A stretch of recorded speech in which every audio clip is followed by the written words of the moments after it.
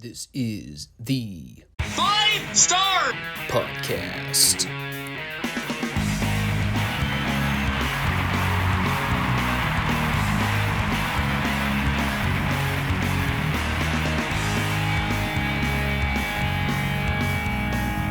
Let me talk to you.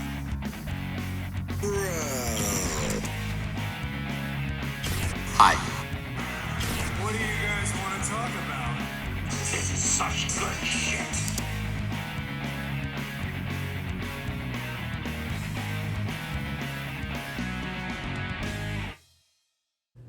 Thanks, guys. Back to you. It's funny how I take 1 week off. Now it seems like I'm starting from scratch all over again. And I just did a Monday show too.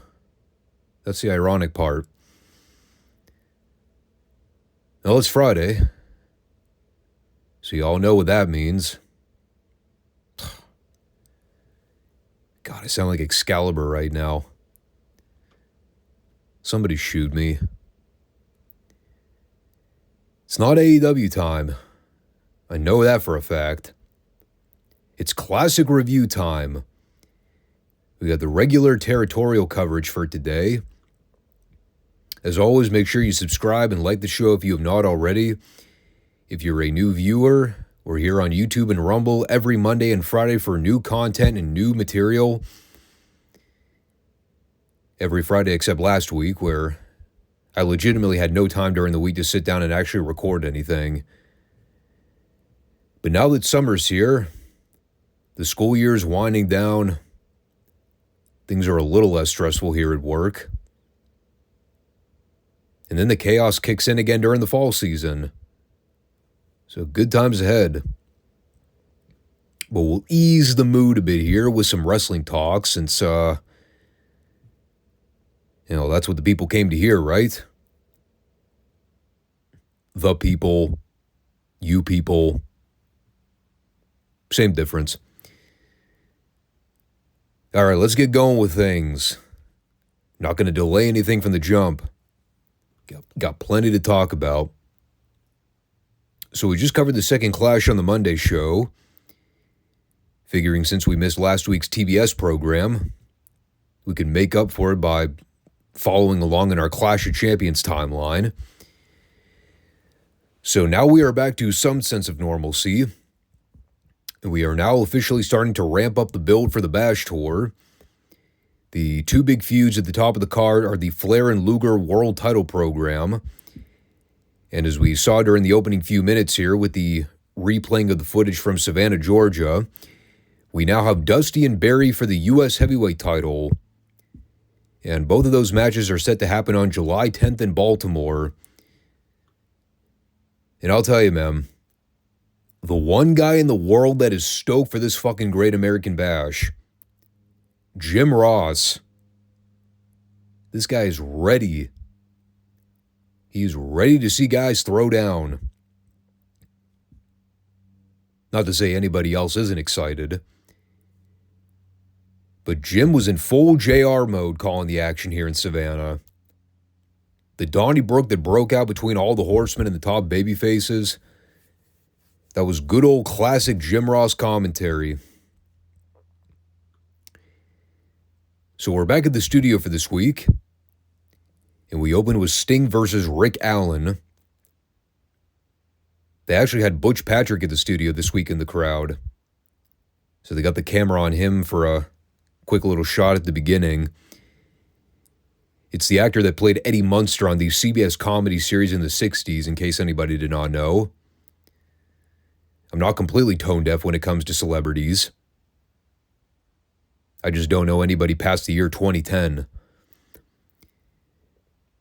The only thing I noted here, aside from the Stinger Splash and the Scorpion, it was the brief moment at the beginning where Sting actually sold for Rick Allen.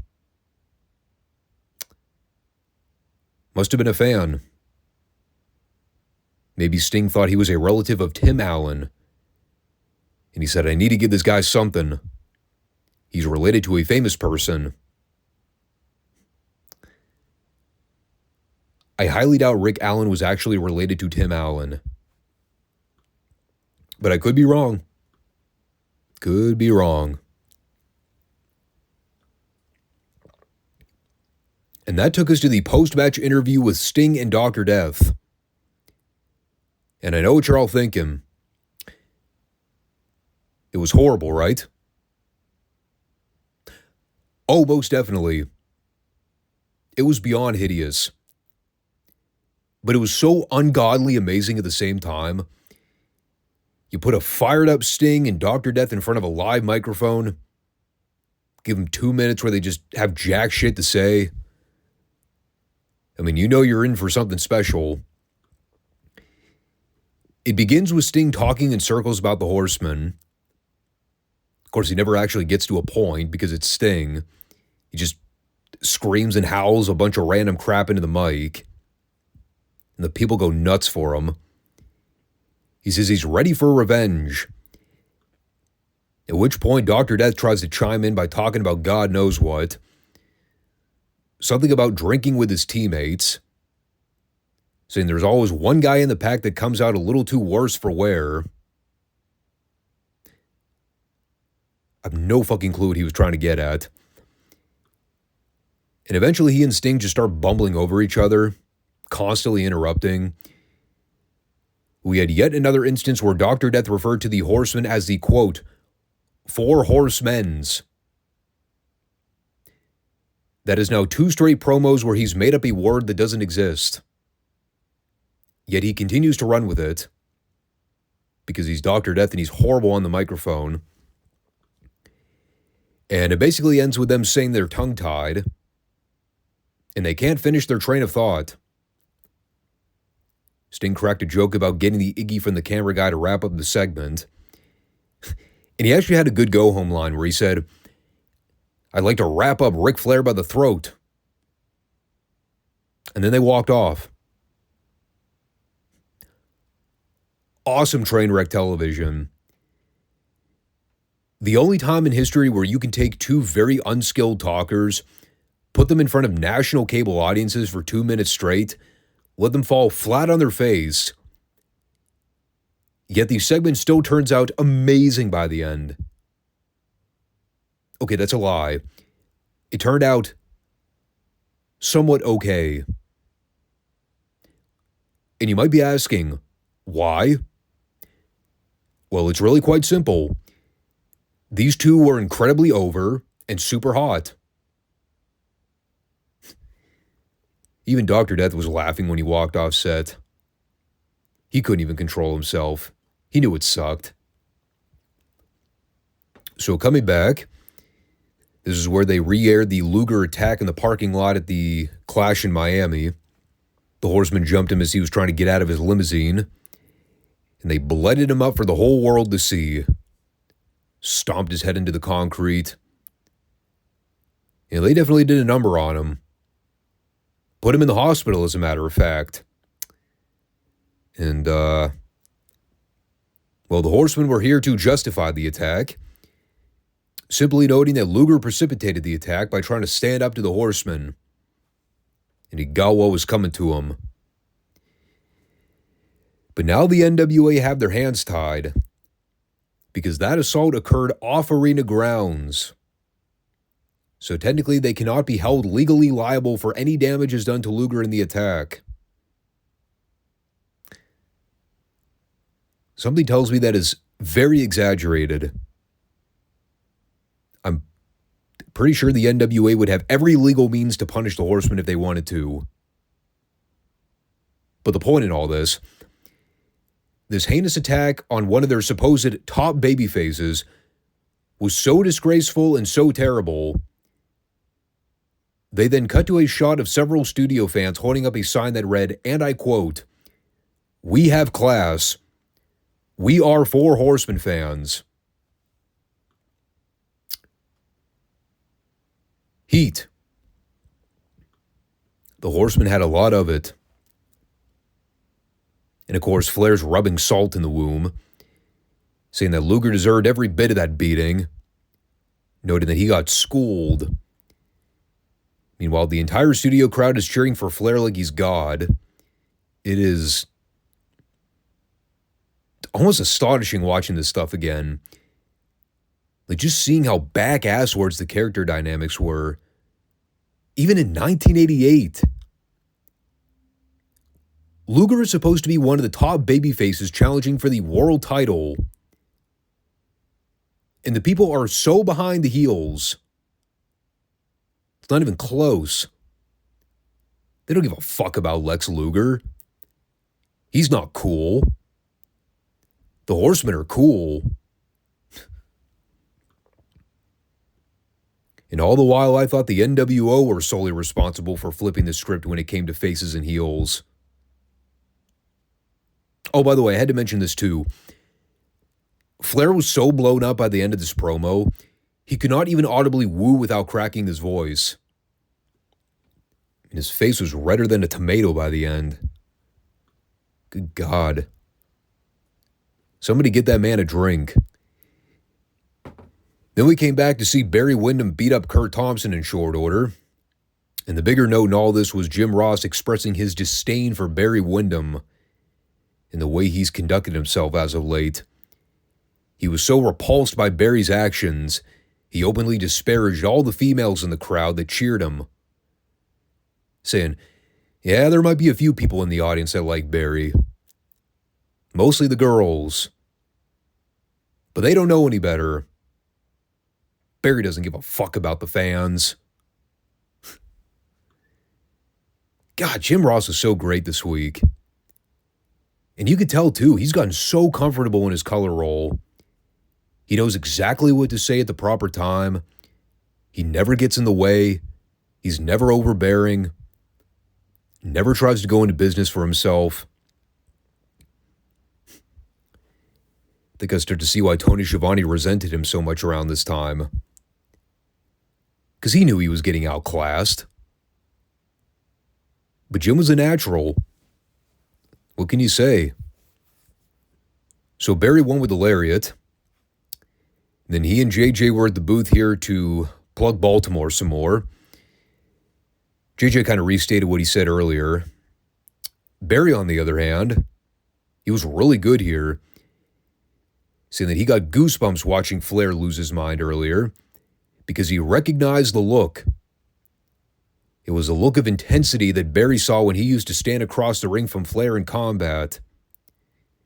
Tells Luger that he should be prepared because he's not facing a normal, sane human being. When the eyes bug out, Ric Flair means business. I like how he had to specify here, Ric Flair is not a sane, normal person. You don't say, Barry. And as for Dusty, the things he taught Barry along the way, they're so minuscule in comparison to what he's learned from the Horsemen. And he won't let Dusty take the U.S. title from him and thwart all the momentum that Barry's elevated in the last month. I know I say it constantly, but it does need to be restated.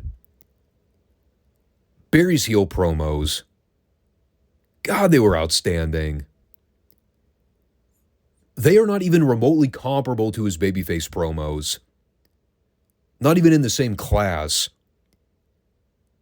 Heel Barry Windham is always 1,000 times better than babyface Barry. And I will stand by that. So then we had Dr. Death versus Trent Knight. The epitome of just a match if there ever was one. Steve did about 1 million power moves in a row. He eventually creamed Knight with a pair of football tackles. And then caught him with the Oklahoma Stampede for the pin.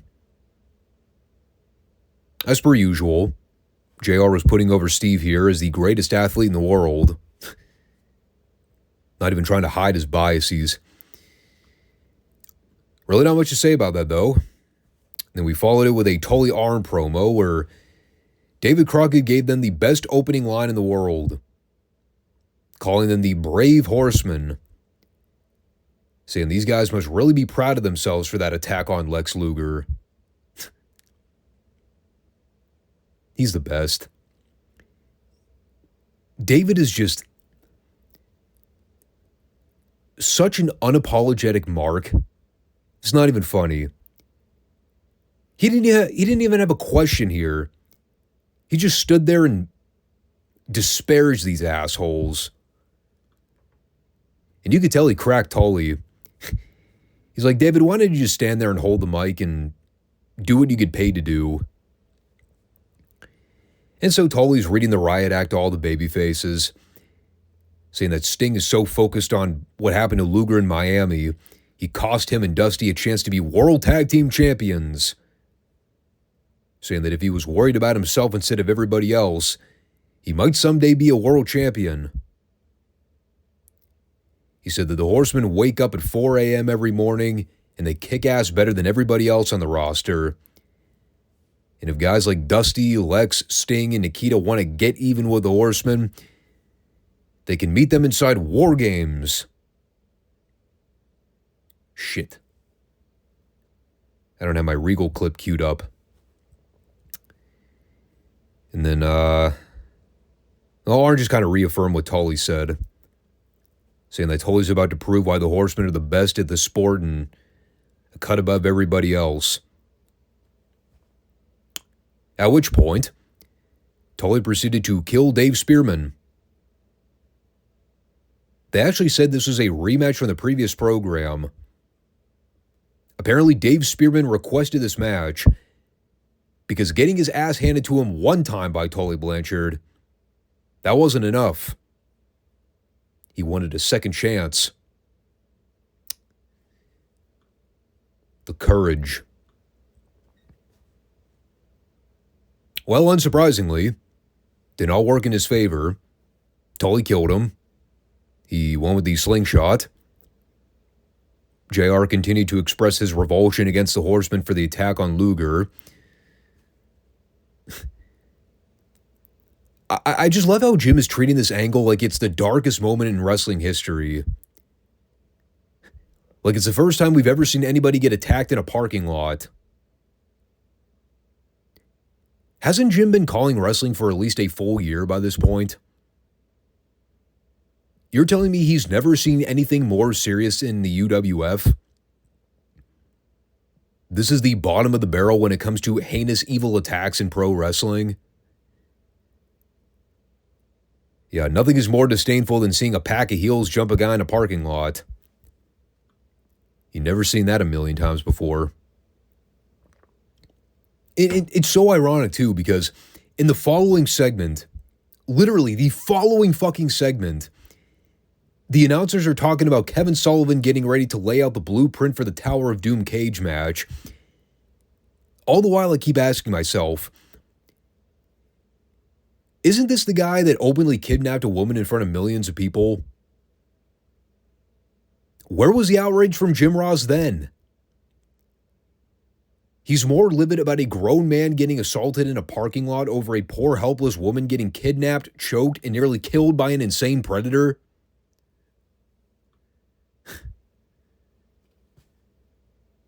Why is pro wrestling so stupid? Am I like the only one that ever thinks about this stuff in real time? I can't be. So Sullivan beat up Matt Riddle for a while. Oh, Matt Riddle. Bob Riddle. Slip of the tongue. He won with the clothesline. Nobody gave a shit. I did like hearing Tony remind us, Kevin Sullivan is not your average typical pro wrestler. You don't say, Tony. You don't say. So then Sullivan went over to the interview booth and proceeded to not explain the Tower of Doom match at all. Instead, he talked about hypergamy for about 5 minutes. And I'm not making that up. He said that every man has gone through a stage in their life where they try to take a woman home to fuck her, and then she decides after a few cocktails that she can do better, so she moves on to the next guy and leaves the other dude in the dust. Again, I'm not kidding you. That's basically what Kevin Sullivan was talking about here. Precious, a.k.a. Patty, did the same thing to him. She left him for Garvin because she thought Sullivan wasn't enough. She could aim higher. And it was a tragic life lesson that Kevin Sullivan would be reminded of about a decade later. And I would just leave it at that. By that same point, he told Jimmy Garvin that he was going to take his life after they finish inside the cage. It is kind of funny how you pick up on all these subtle things as an adult that never would have really resonated with you as a kid. I remember I hated this storyline growing up, mostly because I was just never a Kevin Sullivan fan. I liked the Varsity Club as a tag team. Like, I remember their matches were fun to watch. I never liked the stuff with Precious and Sullivan, though. Like, that never worked for me. And then I watched it again with fresh eyes years later. I think I kind of see why this shit was so hokey. It's because it was. Plus, the Tower of Doom sucked, and it was way too gimmicky.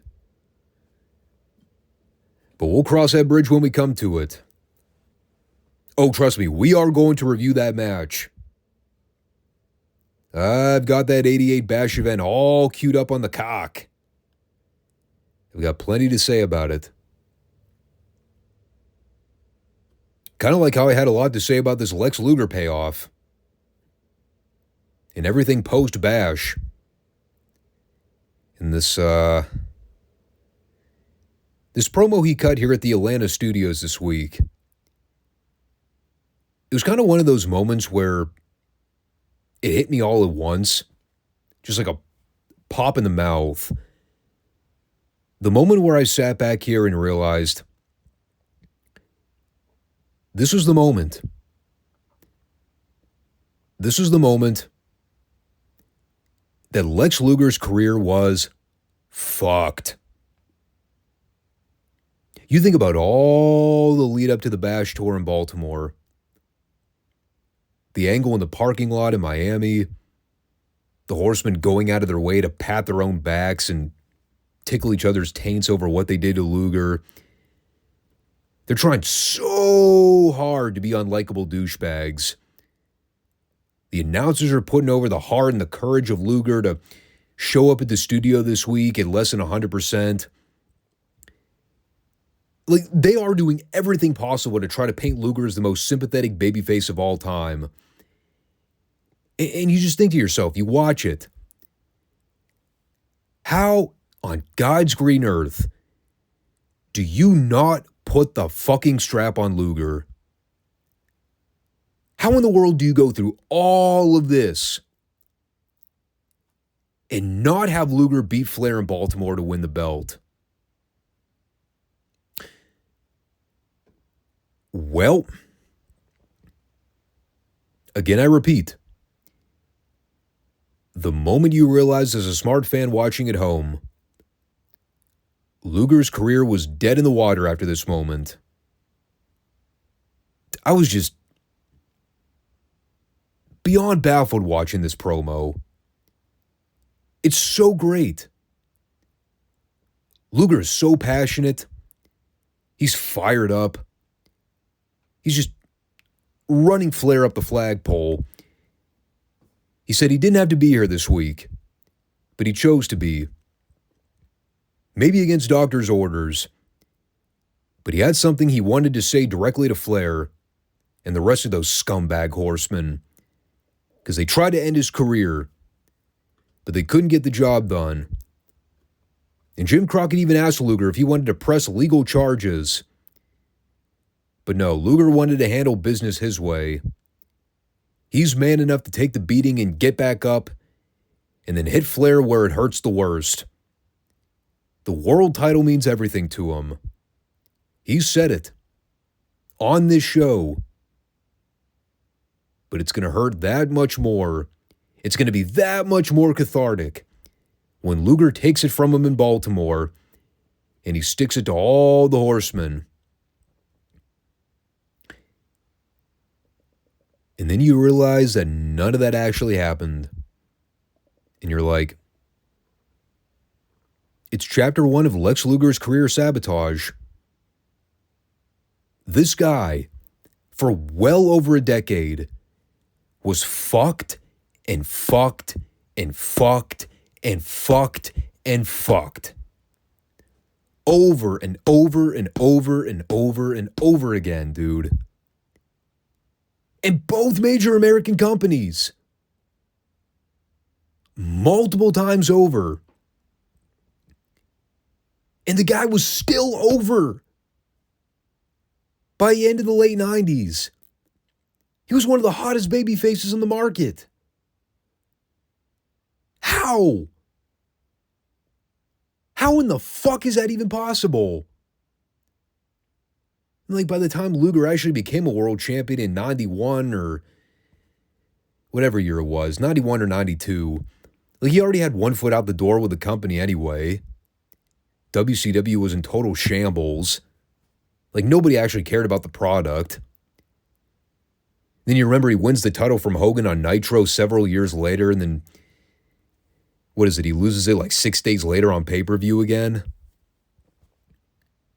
My God. This poor guy. He just couldn't catch a break. But like, seriously, if you really get down to brass tacks, how do you screw this guy up? I don't get it. Over and over again. On a repeated cycle. And there's like no logical explanation for it. All they had to do was have Luger beat Flair in Baltimore in 88. Could have shifted the landscape. Like, everything they were doing here was all designed to give you the impression that this was his big defining career moment. And they yanked the rug out from under him. This truly was like the best and worst of Crockett Promotions right here. They're about to sell to Turner in late 88. In the middle of all the financial struggles. And they're fucking up booking left and right. Sabotaging a potential future main eventer. Just so they could keep the belt on Flair longer. How is it that nobody ever talks about this? Of all the things to reflect back in 1988, nobody talks about this. This is like legitimate career sabotage. Unbelievable.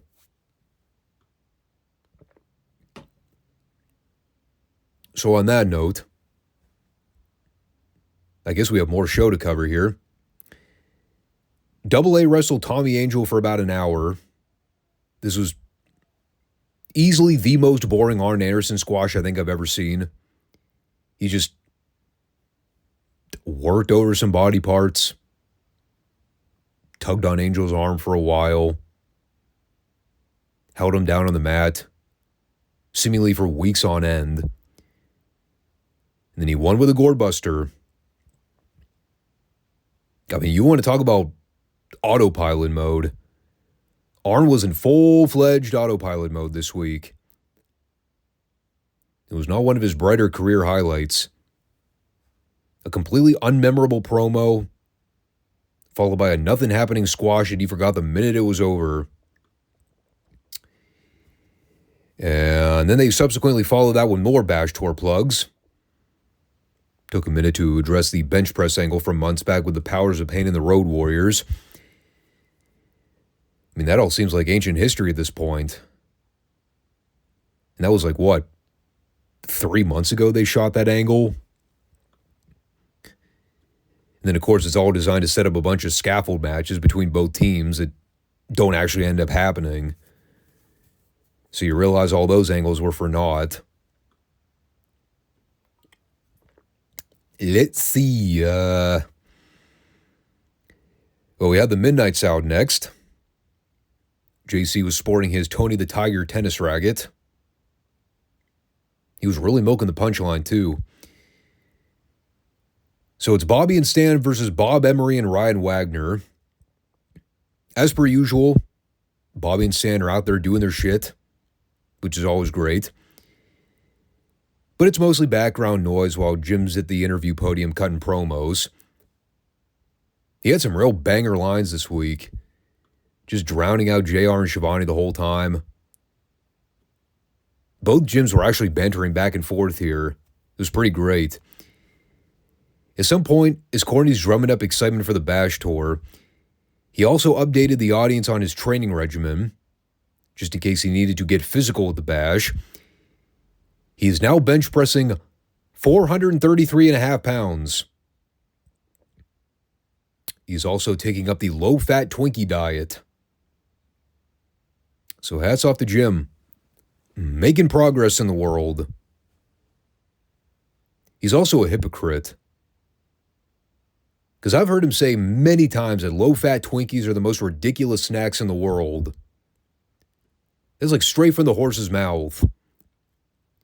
If you're going to have a Twinkie, damn it, just go eat the real thing.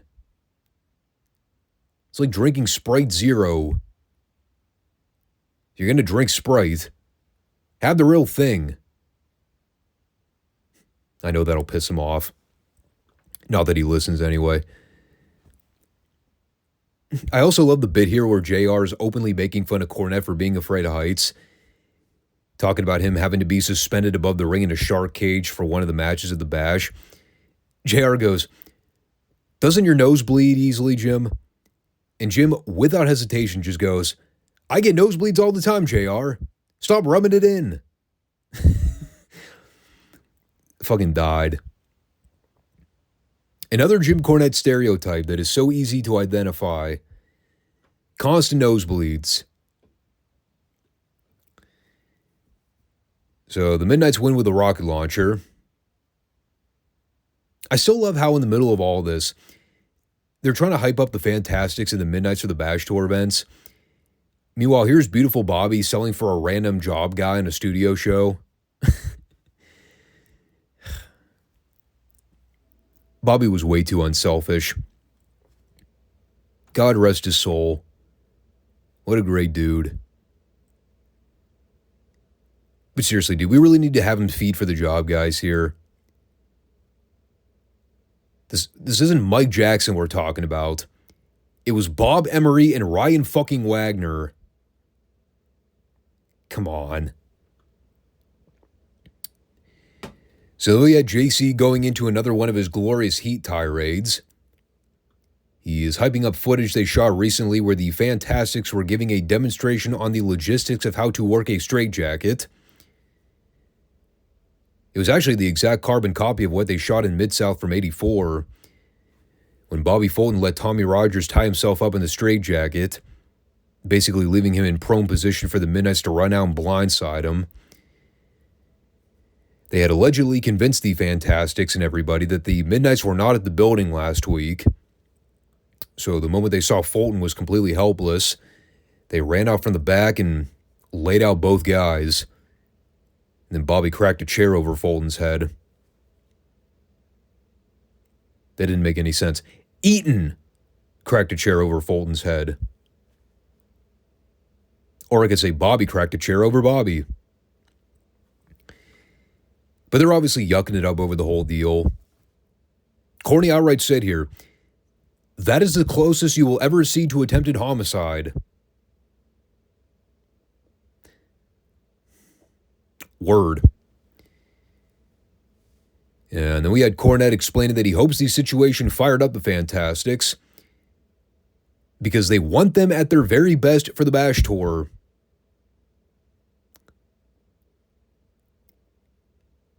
Isn't that the exact fucking thing that Brian Last constantly complains about with modern wrestling? That he hates it when guys come out and cut promos by saying, "We want you at your best."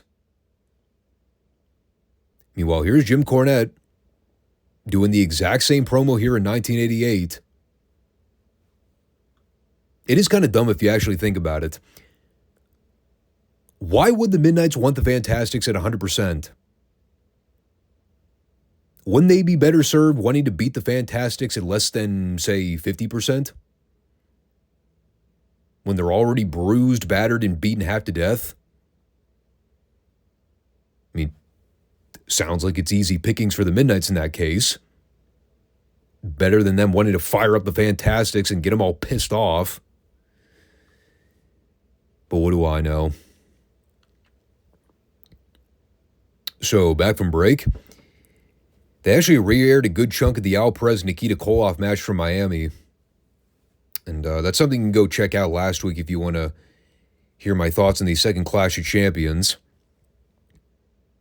It is still astonishing looking at Nikita here in 88. Seeing how visibly small he was in comparison to even a guy like Al Perez. I mean, Perez was in moderately good shape. He wasn't ripped to the gills or anything, but I mean, he just fucking dwarfed Nikita here. So then the Fantastics wrestled the Grappler and Joe Cruz. After we had seen Bobby Fulton get blistered with a chair shot to the head in a pre-tape just 2 minutes ago. Well, he's out here a week later with Tommy, and everything's normal. Didn't even have a bandage on his head. He's just wrestling like nothing ever happened. Well, then again, we did see Sting take a DDT on the concrete at the Clash by Arn, and he popped up less than 5 minutes later and kept wrestling. So the Fantastics did some double team stuff for a while. Rocket Launcher on Cruz for the 3. And then they both did Jackie Fargo struts, which looked quite beautiful actually. Still didn't look quite as crisp as Flair, but well, it certainly looked better than Double J's. Well, everybody did the strut better than Jarrett. Who am I kidding? Then we closed it out here with the Fantastics cutting a promo on the Midnights. They revisited the angle from last week, called Cornette everything in the book that was suitable for a TV audience. And then they promised that when they get to Baltimore, they're going to tear Jimmy Cornette limb from limb. Then Rogers pulled a Tully Blanchard at the end where he told Cornette that he wants him to think about it. So when I said Tully's obviously an agent now, he's going around telling everybody to use the term think about it. It was a good promo. It is nice when the Fantastics actually have shit to talk about. And they're not just out there shooting from the hip, doing those generic "we love the people" promos. God, those are so lame. No, like seriously, fire them up a bit. Give them some stuff to talk about. They are actually really good promos. But, yeah, they definitely had a show this week. Very much an up and down card. Definitely had its lulls in the middle there, but, you know, again, man, I just go back to what I said about the Lex Luger stuff. This show totally encapsulated everything that could have possibly gone wrong with the booking. And the solution was so freaking simple. That's what makes me angry. Could have just had Luger beat Flair for the belt in Baltimore and send the people home happy. Build up a young star. Capitalize on all that momentum. And they fucked it up. It was all downhill afterwards. Meanwhile, this Tower of Doom bullshit is lurking in the backdrop. I mean, they are really trying to hard sell that gimmick. The whole thing is beyond preposterous. I don't even think Russo could have come up with something so ridiculous. And the story is just beyond retarded. It's just amazing to think they do record business on these Bash Tour events. The summer of 88, business picks up for them. And the cards are just blech. Mid. But again, we talk about it. When you're as over as a lot of these guys were back in the day, It never really matters how good or bad the storylines are, or the matches for that matter. If you're hot, you're hot. It supersedes all the bad booking. And that's why wrestling in general mostly sucks today. It's because all you have is bad booking, superseded by talent that's not over and nobody actually cares about, at least on a mainstream level. And those are two awful combinations. And we are still dealing with the fallout today.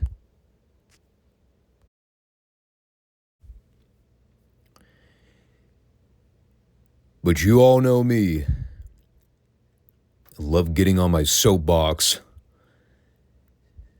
Old man screaming at the cloud syndrome. That's a medical term. So yeah, Mid-South. Let's go ahead and flip the book here. Or flip the page. Whatever the metaphor is. So we missed last week, obviously. I was playing a bit of catch-up this go-around. I was wondering where Bill Watts was for most of the program this week. He was out of the commentary booth for the first 2/3 of the show. And we had Buddy Nichols back, the sports director of the local cable network that broadcasted Mid-South Television. We've seen him make a few cameos throughout the year.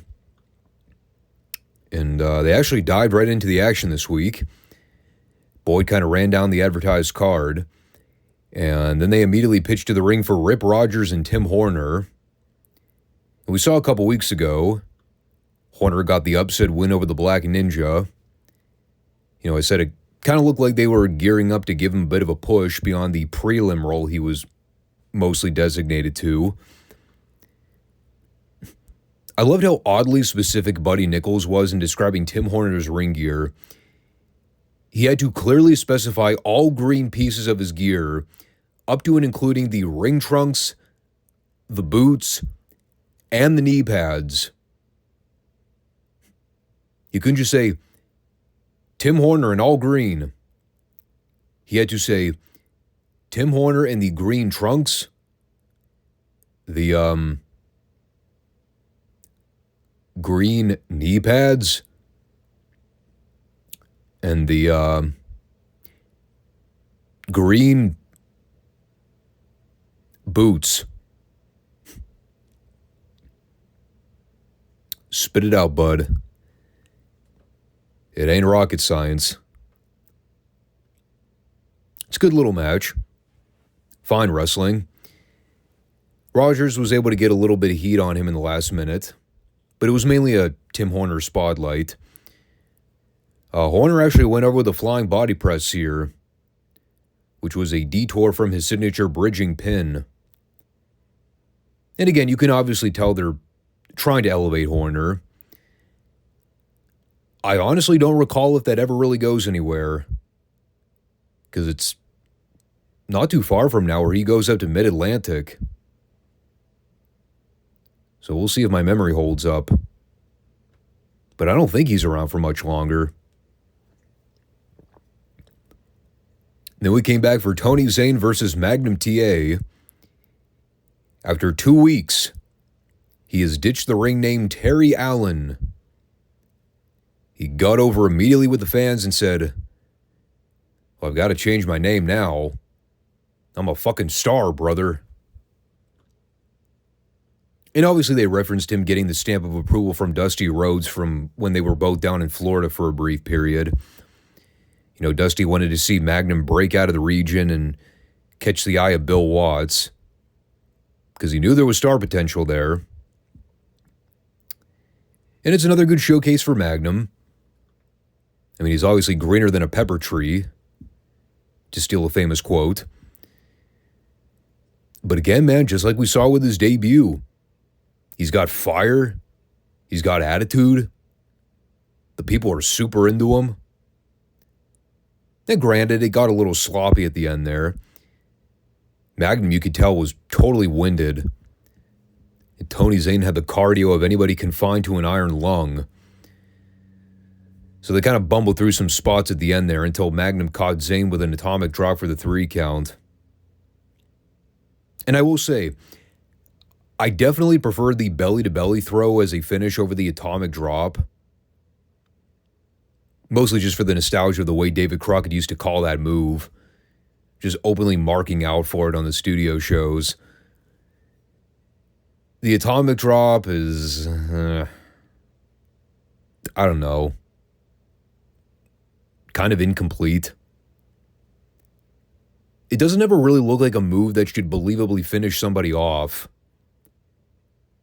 But maybe that's just me. And that took us to Tito Santana versus the debuting Mike Vachon. Don't really know a whole lot about Mike Vachon. I mean, I'm more historically familiar with the likes of Mad Dog, Maurice, and Paul Butcher Vachon. Obviously, Luna, too. You could throw her in there. I do know that there were kayfabe family members of the Vachon family over the years. They were kind of interspersed in different territories. Maybe Mike Vachon was the impersonator family member.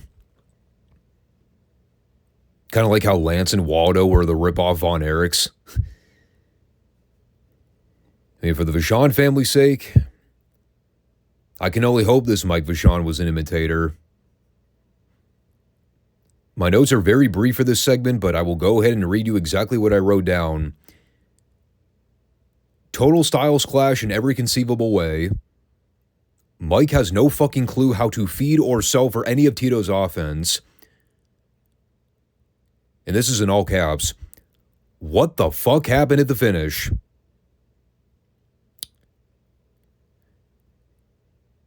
So by that alone, you can probably venture a guess as to how good or bad the match was. Hint. It was no good. Basically, Tito goes for his spinning toe hold / bridging pin combo. I honestly don't even really know what you call it. But the referee goes down to count the pin. He reaches 2.5, and then Mike just kind of turns his shoulder over to break the pin. And then the ref pauses. And I think the reality sets in that that was supposed to be the finish. So he just calls for the bell anyway. Complete train wreck at the end there. I just want to know who thought it would be a bright idea to put Tito Santana in the ring with a Vachon family member. Kayfabe or not, how did anybody think that would be a remotely good match? It looked like a monkey trying to boink a football is what it looked like. Definitely not one of Grizzly Smith's finer booking calls. That's all I'm going to say about that one. And then we came back for some tag action with King Kong Bundy and the Super Destroyer versus Craig Carson and Denny Alberts. Okay, maybe I'm imagining things. It is entirely possible. Didn't Bill Watts make a big deal out of Bundy not wanting to work tag matches in Mid-South? Remember, wasn't that whole thing where he kept suggesting that he wants to be a lone wolf to go after all the top guys to become a world champion? I'm like 90% sure Watts mentioned something about that on television like 2 or 3 weeks ago. Maybe I heard it in my head. With that said, it is a very weird heel combination. Like, of all guys for Bundy to team up with on this show, I don't really think the Super D would have been my first pick. Nothing against the Super Destroyer, but I don't know. Just seems a bit odd. But they basically beat up these job guys and made quick work of them. The one guy here, I think it was Craig Carson, he had that classic job guy cartoon run where anytime he got thrown into the ropes, he flailed his arms up in the air like a Scooby-Doo animation. It was the funniest goddamn thing. I did also want to point out a direct quote from Buddy Nichols here, purely because I like ragging on him and giving him a hard time. Quote, Carson whips the Big D in. I repeat, he whips the Big D in. Let that simmer for a minute. And the last 30 or so seconds was pretty great, too. First, Super D hits Carson with the superplex, but then he looks up and tags in Bundy because he wants him to finish the job. So Bundy goes in there. He scoops up Carson so he can throw him toward Alberts to tag him in. I guess because Bundy is racially prejudiced and said, I want the black guy. Give me him. And so Bundy gives Alberts the running power slam.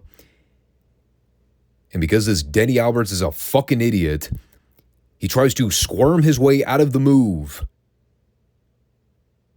Because he apparently was not smart enough to the fact that this was Bundy's fucking finish.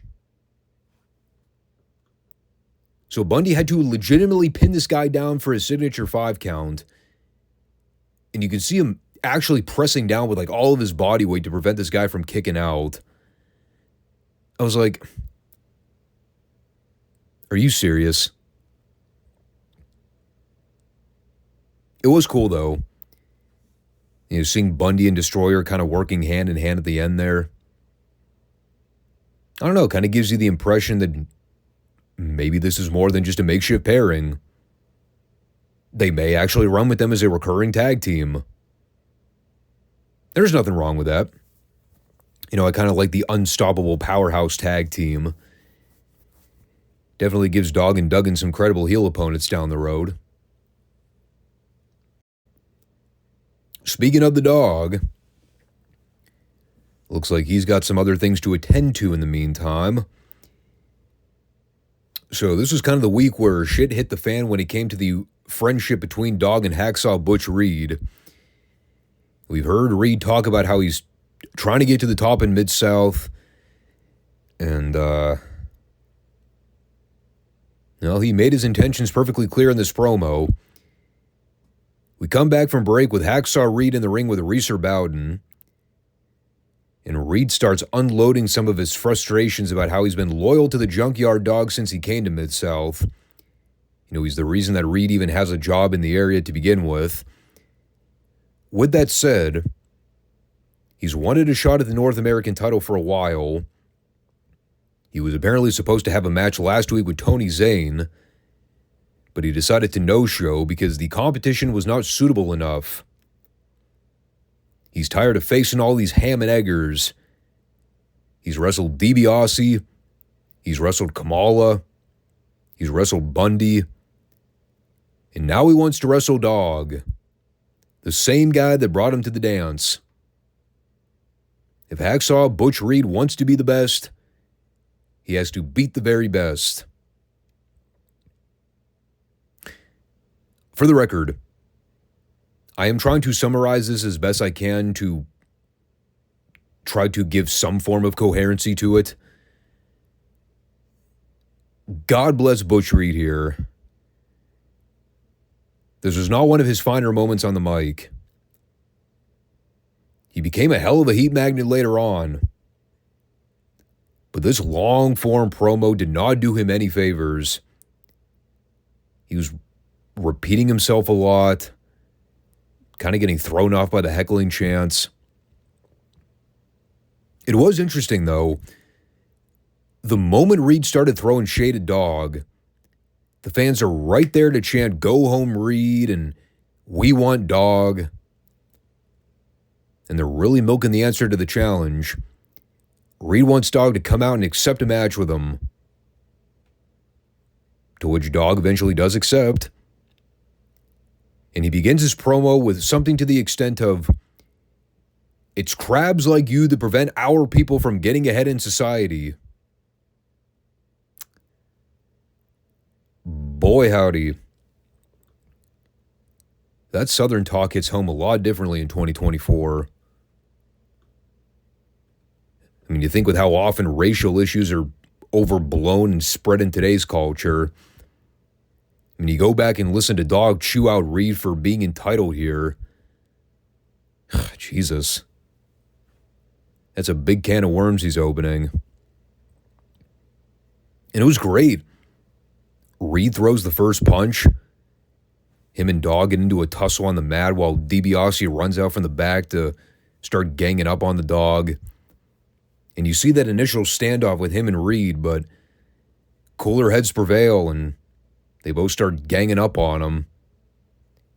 And then DiBiase drives his cast right into the back of JYD's head. And, the fans are chanting for Duggan, but he never comes out. And obviously there's still some ongoing tension between those two. So you think, kind of makes sense from a story standpoint, that he didn't immediately jump to help Dog when he was in trouble. There was a lot of great story continuity in this segment. And yeah, they essentially capitalized on the Hacksaw Butch Reed heel turn. They were alluding to it for a while. They even brought up here how Reed was kind of jealous that the fans picked Duggan to be Dog's partner a couple weeks ago. Again, this is all pending frustration that Reed's been dealing with. He's fed up with it. He's tired of waiting for his opportunity. What was it he said here? Friendships don't put food on the dinner table. Amen to that, brother. It's a harsh reality. Not saying that friendships are entirely pointless, but I mean, you got to look out for yourself in this world, because no one else will. So we will see how they unravel more of this story in the weeks to come. Guarantee they're going to be replaying this angle for weeks. This was a pivotal turning point in Mid-South television. Very good for historical purposes to kind of replay and milk this angle for all it's worth. And of course, because after everything that went down there, it kind of threw things out of whack for the main event. Because we were supposed to have that Mid-South tag title showdown they promoted a couple weeks ago. It was going to be Hacksaw Duggan and JYD versus Mr. Olympia and Boris Zurkov. And again, just to refresh your memory, Zurkov was filling in for DiBiase because he was still dealing with the cough hand injury. After that incident we saw moments prior, I'm starting to think DiBiase might be fibbing that whole thing. Call it a hunch. So they played some buffer material here with DiBiase wrestling Charlie Cook in Houston. Kind of just a way to fill up time while they regain their composure to come up with a substitution main event. The actual TV main event was Hacksaw Duggan and Johnny Rich versus Mr. Olympia and Boris Zurkov. And they didn't waste any time diving into the action here. After the babyfaces damn near steamrolled over Reeser Bowden, they go right after the heels in the corner. Within a matter of seconds, Duggan's on top of Skandar Akbar like Ugly on an Ape, just ripping at his clothes, chasing him off to the back. And they had one of those good old-fashioned slobber knockers here. It was all nonstop action. Everybody's going after each other. Lots of constant in and out tags on both sides. The first big spot they did here was the part where Olympia went to try to load up the gimmick boot, but then Johnny Rich threw himself in the line of fire to eat the kick. So he's down selling on the floor. Duggan's fighting at a 2-on-1 disadvantage. I can't remember where it was here, but Duggan was running wild on Olympia and hitting him and Zurkov with body slams. Bill Watts could not help but call Boris Zurkov Melonhead was amazing. Melonhead. You knew he was waiting for weeks to throw that one out there. So eventually Duggan double clotheslines the heels. And then you see Rich kind of stirring and trying to get to his feet. And he gets himself situated on the middle rope. Duggan's trying to shake him off and revive him. So the end here, you see Duggan power slam Olympia. And then he basically tags in Johnny Rich by hurling him on top of Olympia's dead body for the 3 count. There was nothing clean about it either. You just see Rich go flying onto Olympia's body. The ref just counted the 3. And then Duggan stomping around the ring trying to drum up all the excitement in the room. In any sane universe, this would not have counted as a legal pinfall. But it worked here because the crowd shit themselves at the finish. And it was kind of cool. Seeing the faces throw it back in the heels' faces after they got the one-up in the previous angle with DiBiase and Reed attacking the dog. You know, here the Rat Pack managed to get outplayed. It wasn't the main event people expected, but it still got over in the room. All in all, the second half of the show was definitely the more notable piece of business this week. I can argue you'd probably be able to skip over the first 25 minutes and not really miss much of anything. You know, it all kind of takes off from the Butch Reed promo and everything that built to the climax in the main event. But that one angle they shot there, that set up a lot of layered stories for the next several weeks. They blew off the Reed heel turn. Dog and Duggan are still not really on the same page. DiBiase's still feigning his wrist injury, so they got plenty of stuff to work with for right now. Really good last half of the show. And for our last stop on the classic train today, we had a very strange opening to World Class this week. A screen pops up with a random message that indicates the best of World Class. So I was like, okay, so is this going to be a compilation of a bunch of matches we've already talked about? Well, no. It was just a regular standard episode of World Class Television. I mean, at first, I contemplated if it was even going to be worth reviewing World Class. Like, why bother? If it was just going to be a highlight compilation package, I was going to be like, fuck it. Not even going to bother. But no, it was a regular card with some special guests in attendance for the week. We had local department store employees. I believe the Merlin department store, to be specific. Must have been fairly local. But Mark did say there were about 80 of them in the building. 80 employees. The fuck? Is this department store the size of a Sam's Club? Or a Walmart?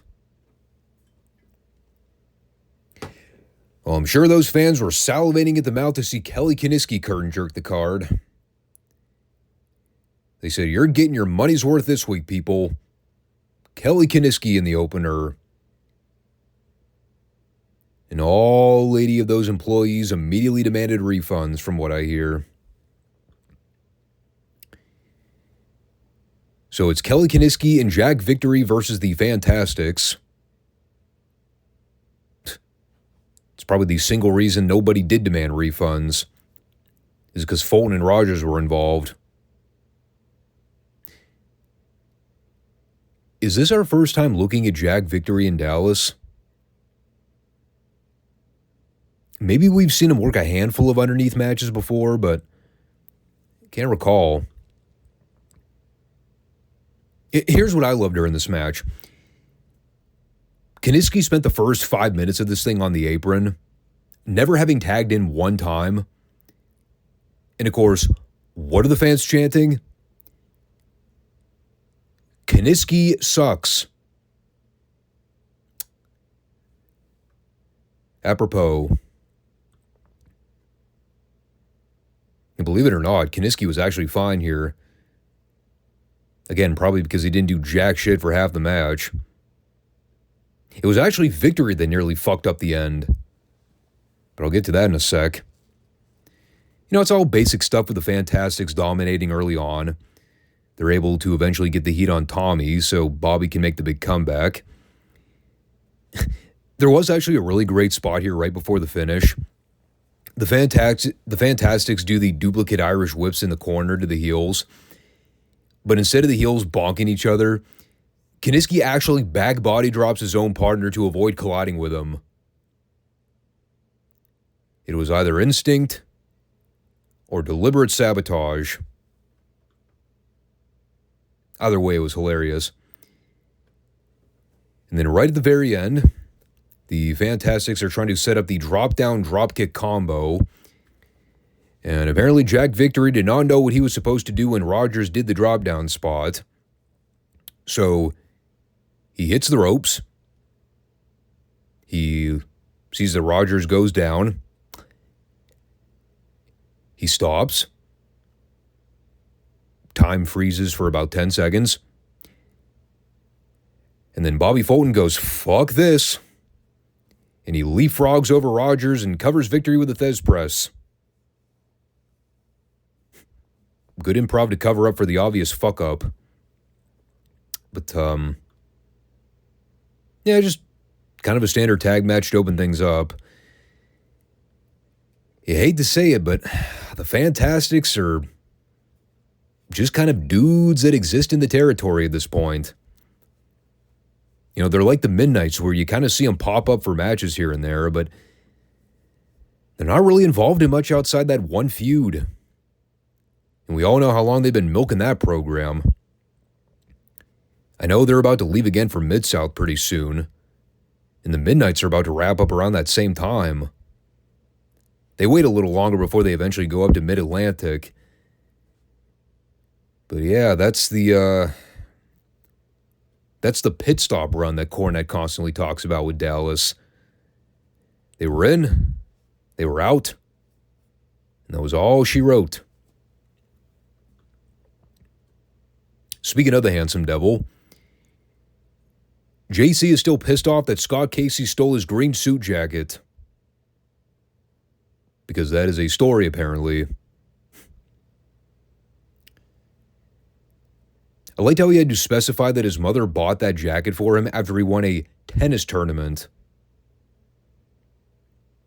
Total throwaway line, but it stuck with me. In any case, they replayed several of the angles from the most recent Scott Casey Midnight's confrontations.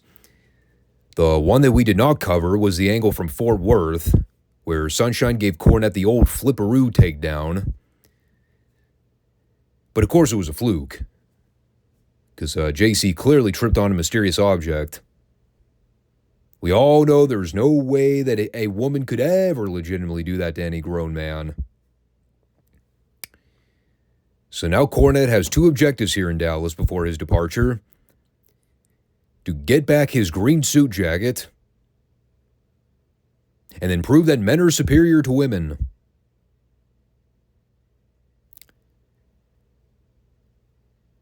These do not seem like comparable objectives. Somehow we've gone from 0 to 100 in a matter of seconds. He wants back his stolen property, and then he wants to claim gender superiority. We'll see how that favors for him. If we learned anything from JC's run with Baby Doll a few years ago, I cannot comfortably say that all men supersede women. There's always exceptions to the rule, especially when you're talking about Baby Doll. So that led to Rip Oliver and Scott Casey after the break. And Rick Hazard put his foot down from the opening here, noting that if any cornermen interfere on behalf of their given party, they will automatically forfeit the match.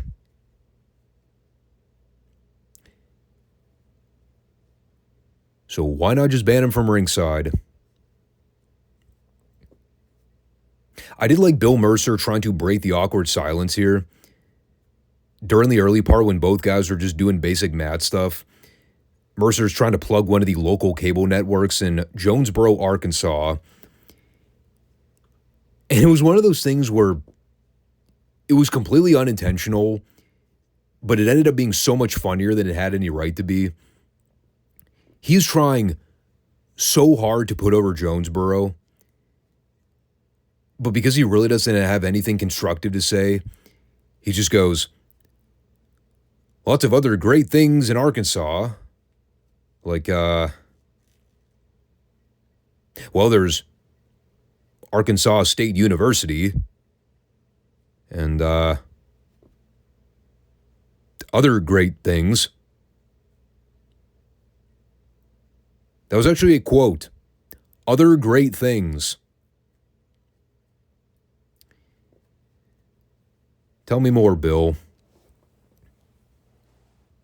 I'm captivated by your historical analysis of Jonesboro sightseeing. He's the best. And it was highly more entertaining than this snooze fest of a match. I was also enjoying Cornette talking over his game plan with Bobby and Dennis on the floor. They're on a hunt to retrieve the suit jacket. So JC's having a huddle with the Midnights, and got to admit, it was much more intriguing than watching Oliver and Casey work each other over in arm bars for 8 goddamn years. And eventually it leads to the Midnights running a distraction on the floor with Kabuki. That way Rick Hazard has his back turned. And then Corny runs around the other side and whacks Casey in the back with his racket. So Rip Oliver steals the pin. And then the moment he tries to get in there and regain the jacket from Casey, the heels are immediately thwarted and run off. So it looks like Corny's plan failed again. He was unable to obtain the jacket and claim male superiority. I would like to point out for the record here, this is by far one of the dumbest fucking storylines I've ever seen in my life. The idea that Jim Cornette would give 2 shits about a green suit jacket in any sane universe. It's so dumb. His mom has money. Just buy the spoiled brat a new green jacket. They sell them at any local thrift market. Imagine you can get them dirt cheap. Just don't understand the logic behind any of this. This is why JC's criticism of Dallas booking is completely validated. Can't feud Bobby and Dennis with the Von Erichs. Have them tear down the house and tag matches across the region. But we can have JC feud with Scott Casey over a fucking suit jacket. This is why business never recovered after the Freebird Von Erich program. So that led us to Gino Hernandez versus Johnny Mantell. It's Tony Khan's favorite match stipulation. The Eliminator match. A non-title bout where if the challenger defeats the champion, he receives a future title shot. Except this was back when marks weren't full-time bookers. So instead it was just a standard non-title match, where they happened to mention in passing that if Mantell won, he would get a shot at the Texas Heavyweight title on future programming. I mean, I was half expecting that to be the case because of who was in the booking seat around this point. Any chance to throw Johnny Mantell a bone on this show? Yeah, you know they were going to take advantage of that. Instead, it was a pretty straightforward squash. Gino went over clean with the diving elbow drop. I really didn't have much to know beyond that. You know, they're still plugging him and Chris Adams as a unit. Still kind of mentioning the unsettled beef with the Von Erichs. But there wasn't much story advancement beyond that. And that led to the Kerry Von Erich one-man gang main event.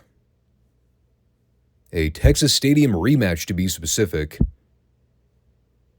When these guys wrestled at the stadium, the end result was Kerry going over and Gary Hart leaving with a nice bald head. So, yeah, booking logic 101. The babyface goes over clean and humiliates the heel in a big blow-off. So naturally, that necessitates a rematch on TV a few weeks later.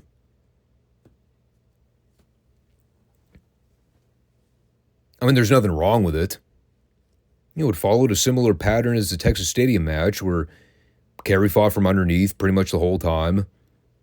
Gang tried to overpower him. You eventually get the spot where Kerry locks in the claw on Gang. They struggle in the corner momentarily until Gang just grabs his chain from the corner and hits Kerry with it for the DQ. And then things kind of break down into the Pier 6 brawl afterwards. Both guys are trying to go after each other. And you get referees and underneath guys emptying out from the locker room to separate them.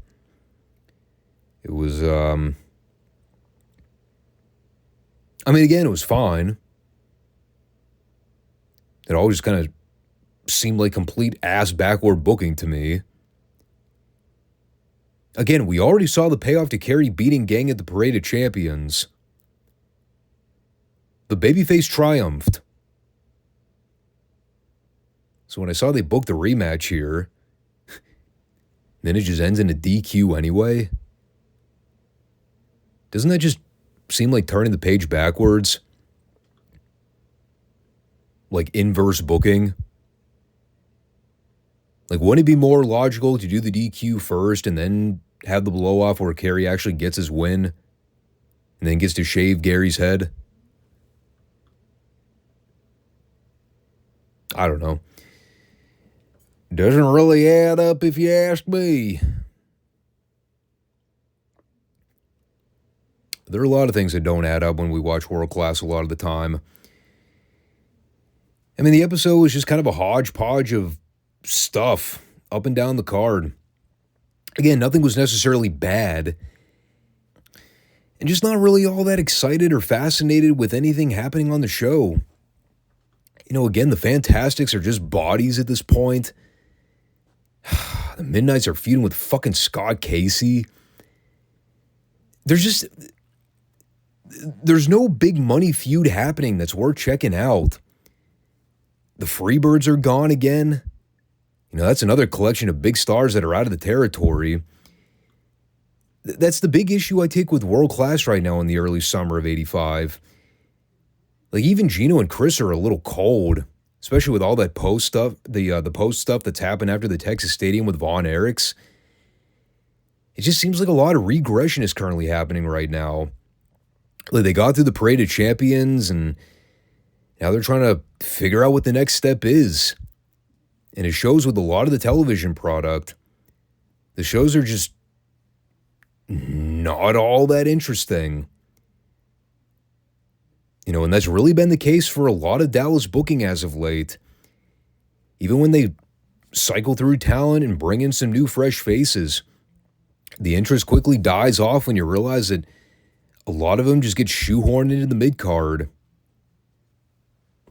You know, because the Fantastics and the Midnights are about to leave relatively soon, it's another collection of big names that just abruptly leave and they're gone. So we're definitely on the downhill spiral right now with World Class. There's just, it's not a bright future.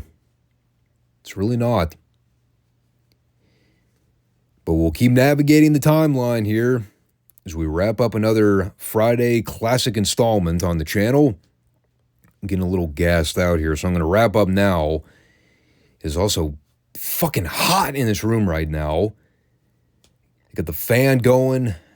I can't really do much about the AC. It just kind of goes on and off. But yeah. So, thanks everybody for checking out the show. We'll be back this coming Monday for hopefully a normal Monday podcast. The plan is to review SmackDown this time. First SmackDown we reviewed on the channel in a month and a half. So the question is, how much have I missed? And we will soon find out. So thanks everybody, and I'll catch y'all soon. Peace out.